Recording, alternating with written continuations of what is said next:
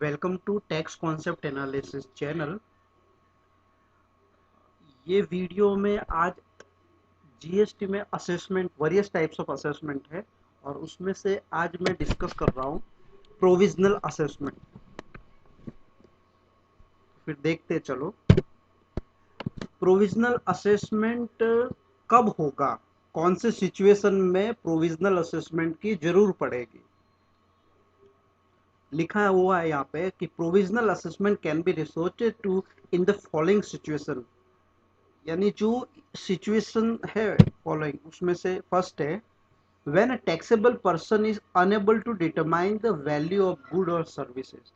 मैं GST taxable person हूँ और मैं मेरे गुड और सर्विस को बेच रहा हूँ और उस गुड्स और सर्विस का मुझे वैल्यू नहीं पता है जीएसटी पे करने के लिए। उसका वैल्यू मैं डिटरमाइन नहीं कर पा रहा हूँ कि इसका वैल्यू कैसे डिटरमाइन करूँ, उसमें मुझे कंफ्यूजन है या प्रॉब्लम हो रही है। तो फर्स्ट सिचुएशन ये है। दूसरा, rate of tax applicable on the supply can not be determined by taxable person. मतलब मैं जो सप्लाई कर रहा हूँ उसका मुझे रेट एग्जैक्टली मुझे नहीं पता है, मुझे कंफ्यूजन हो रहा है, प्रॉब्लम हो रही है, मैं नहीं कर पा रहा हूँ। तो ये दो सिचुएशन है, उस सिचुएशन में प्रोविजनल असेसमेंट आएगा। ठीक है, सिर्फ दो सिचुएशन है। अब यहाँ पे लिखा हुआ the facility of provisional assessment is available only in case of valuation and determination of rate of tax. क्या बोला है? प्रोविजनल असेसमेंट सिर्फ वैल्यूएशन और रेट ऑफ टैक्स दो सिचुएशन में ही प्रोविजनल असेसमेंट होगा।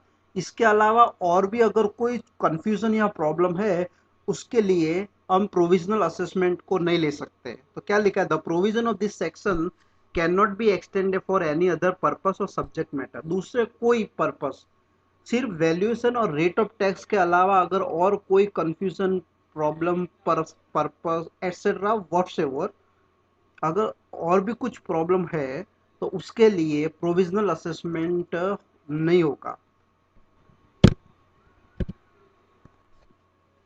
When a taxable person is unable to determine the value of good और service. मतलब जो दो सिचुएशन थी उस दो सिचुएशन में प्रोविजनल असेसमेंट आएगा। अब उसमें फर्स्ट वाली जो सिचुएशन है कि when a taxable person is unable to determine the value of the good, मैं मेरे गुड और सर्विस का वैल्यू डिटरमाइन नहीं कर रहा हूँ, नहीं कर पा रहा हूँ। क्यों नहीं कर पा रहा हूँ, क्या प्रॉब्लम आ रही है? तो यहाँ पे देखो, यहाँ पे क्या लिखा है? There is a difficulty in ascertaining. क्या डिफिकल्टी हो रहा है? Difficult in ascertaining transaction value to be adopted for determination of tax payable.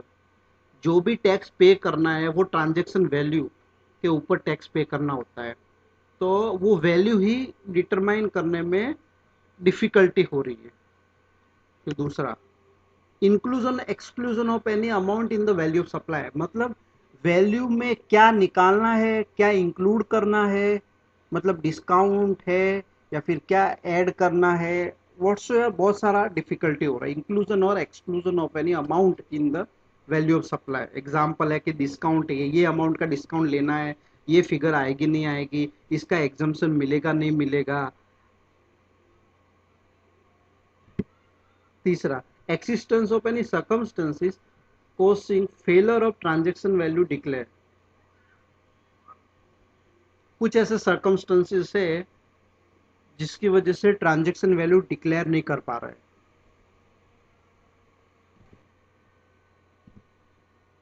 फिर जो सेकंड पॉइंट है, rate of tax applicable on the supply can not be determined by taxable person.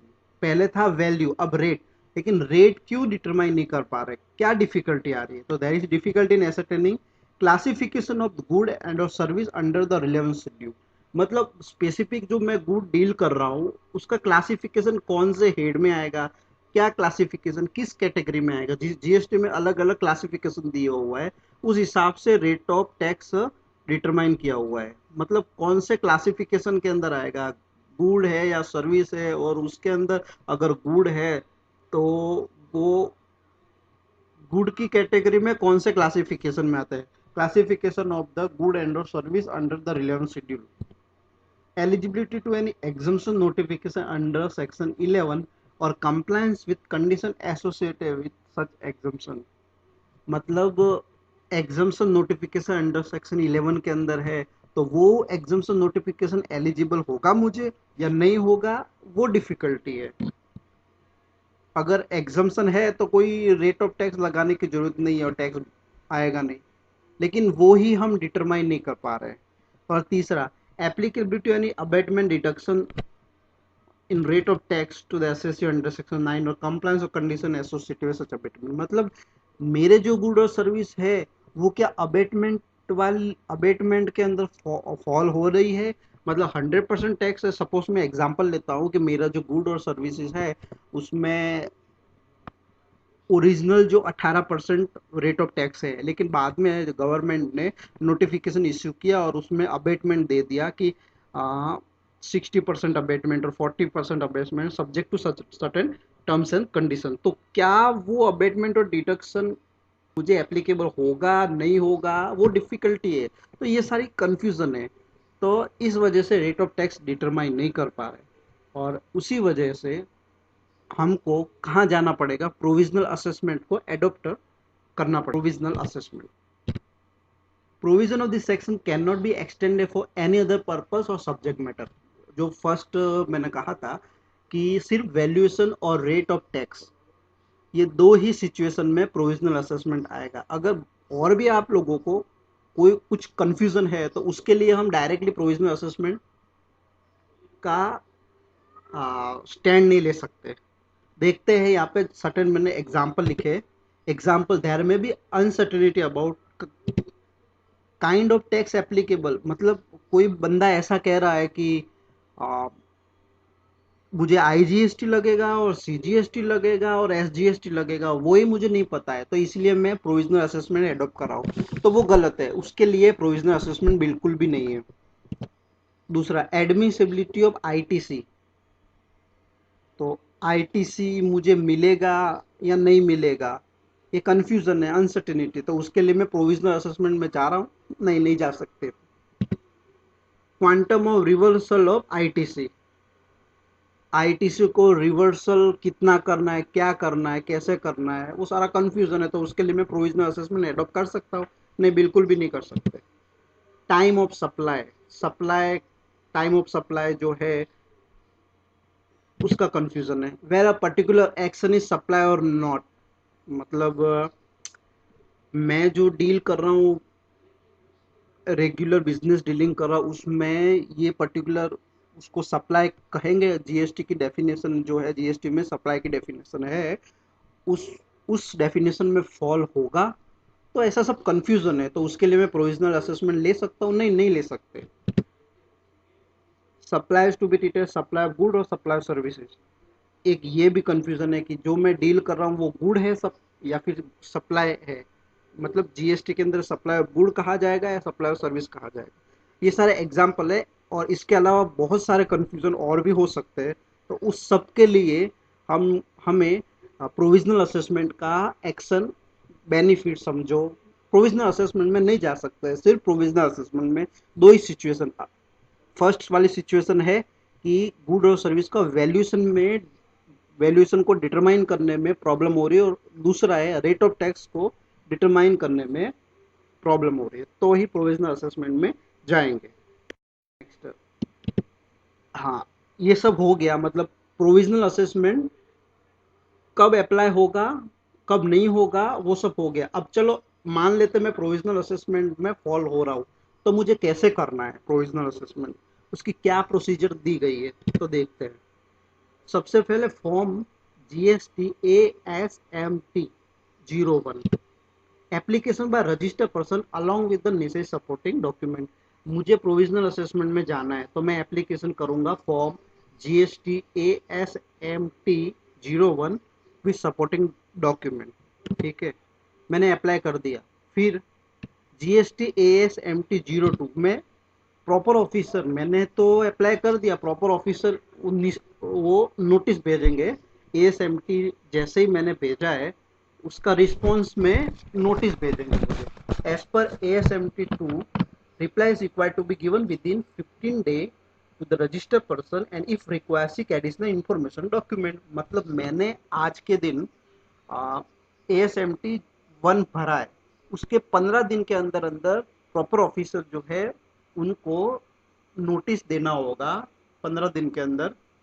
और अगर उनको कोई और एडिशनल इन्फॉर्मेशन एक्सप्लेनेशन चाहिए तो उस नोटिस के अंदर वो लोग लिख सकते हैं, लेकिन उनको रिप्लाई देना होगा। तो रिप्लाई देंगे ASMT 2 में। अब ASMT 3 क्या है? Applicant is required to file his objection or make submission. The registered person can also appear in person and be here provided he make a specific request for personal hearing. ASMT 03 मतलब ASMT 02 में proper officer ने कुछ information document मांगा है। अब मैं जो हूँ एप्लीकर, इस उसने क्या किया है, इज रिक्वायर्ड टू फाइल इस ऑब्जेक्शन और सबमिशन। मैं ऑब्जेक्शन फाइल कर सकता हूँ या फिर मैं स्पेसिफिक रिक्वेस्ट भी दे सकता हूँ प्रॉपर ऑफिसर को कि मुझे पर्सनली आपके सामने पर्सनल हियरिंग के लिए आना है। तो मैं वो स्पेसिफिक रिक्वेस्ट कर सकता हूँ सिर्फ किसके लिए? पर्सनल हियरिंग के लिए। तो वो मुझे ASMT 03 में करना होगा। नेक्स्ट ASMT 04, उसमें क्या है? On due consideration of the replies of file and after providing a reasonable opportunity being here, the proper officer must issue an order in ASMT 04 by allowing payment of tax on provisional basis, indicating the value or rate or both on the basis of which assessment is allowed on provisional basis। मतलब ASMT 03 suppose personal hearing में भी बुला दिया और additional information documents explanation लेने के बाद में प्रॉपर ऑफिसर को ऐसा लगता है और कि ASMT 04 मतलब प्रॉपर ऑफिसर को ये सब सपोर्टिंग डॉक्यूमेंट्स देखने के बाद में डिसीजन लेंगे कि हाँ मैं प्रोविजनल असेसमेंट करूँगा। तो वो ASMT 04 में रिप्लाई देंगे और प्रोविजनल बेसिस पे गुड और वैल्यू का गुड और सर्विस का वैल्यू डिटरमाइन करेंगे और रेट डिटरमाइन करेंगे। लेकिन कैसे? सिर्फ प्रोविजनल बेसिस पे।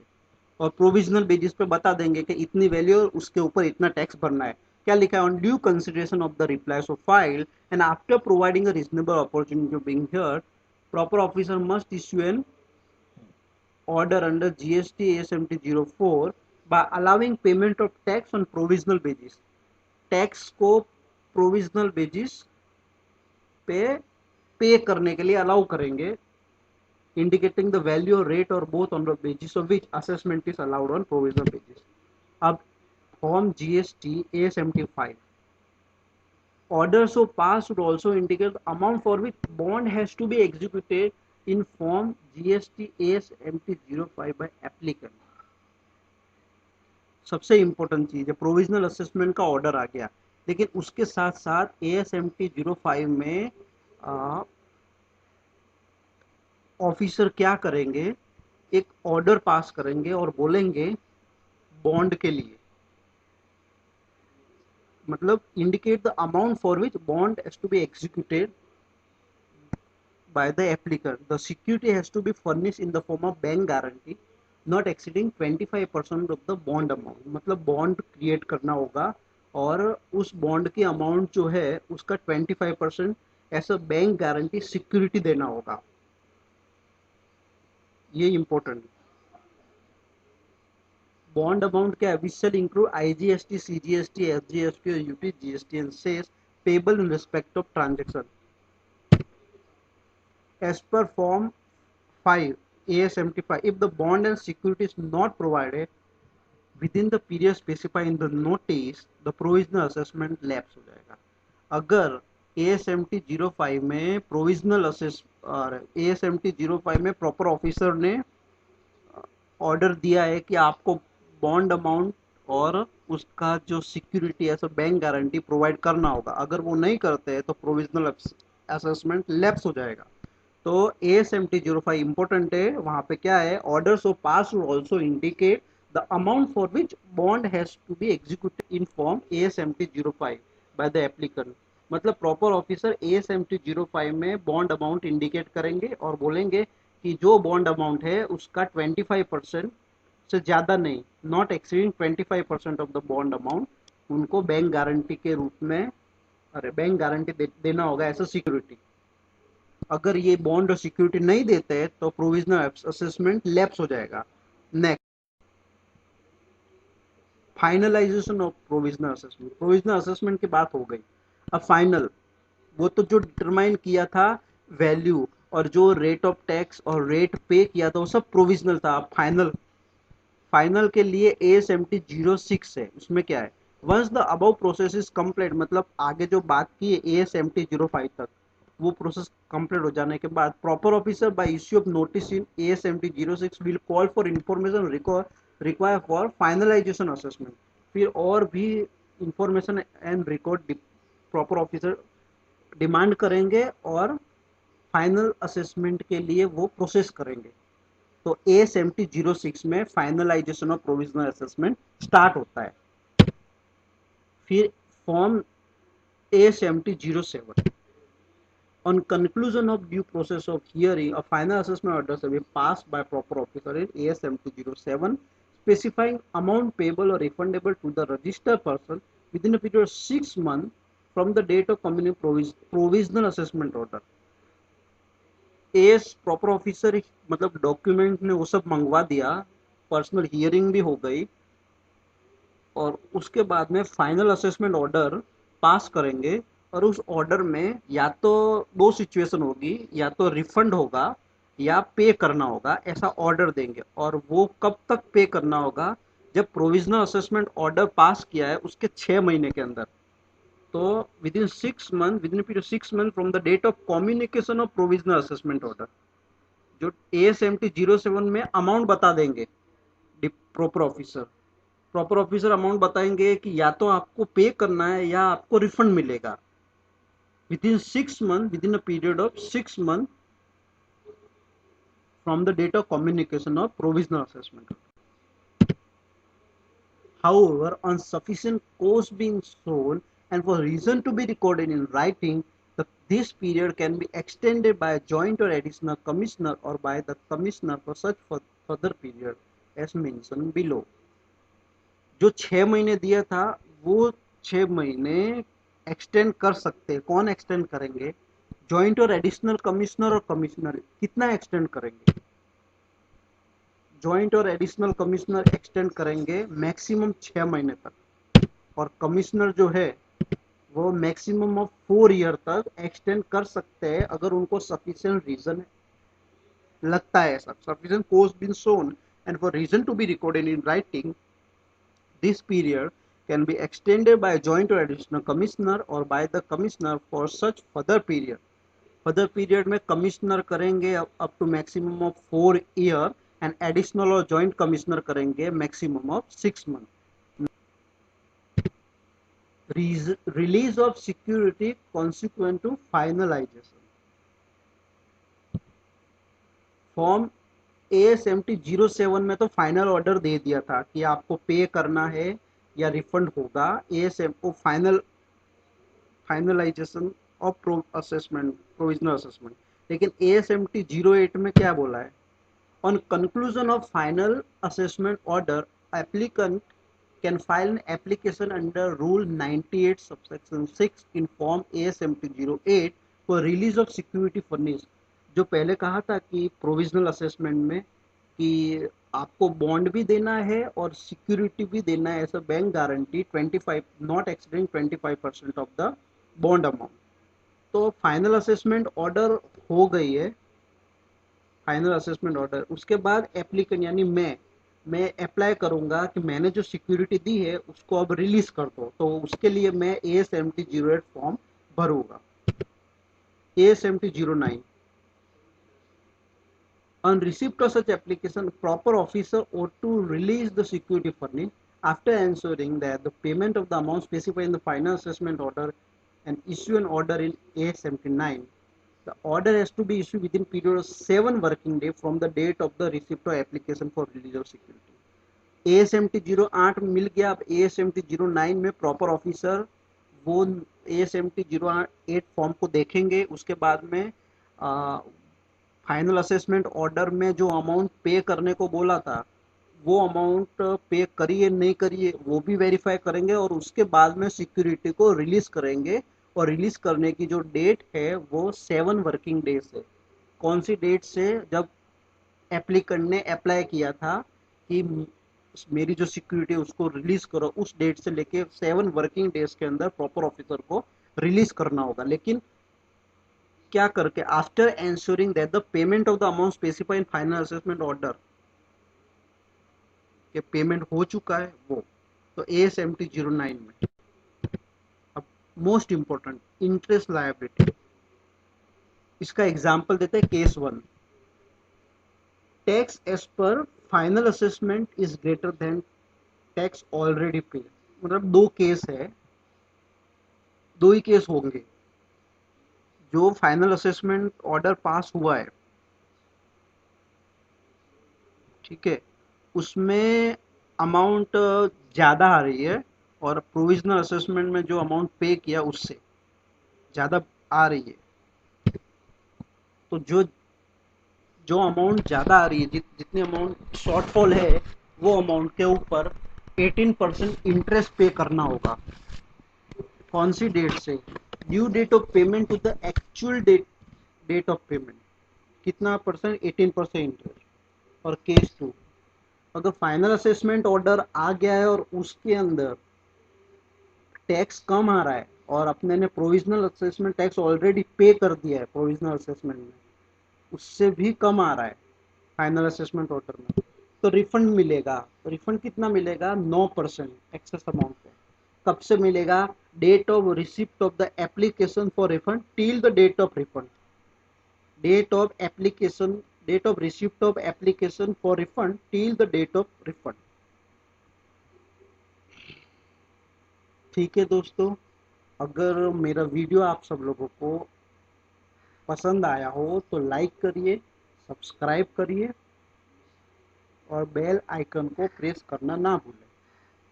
धन्यवाद।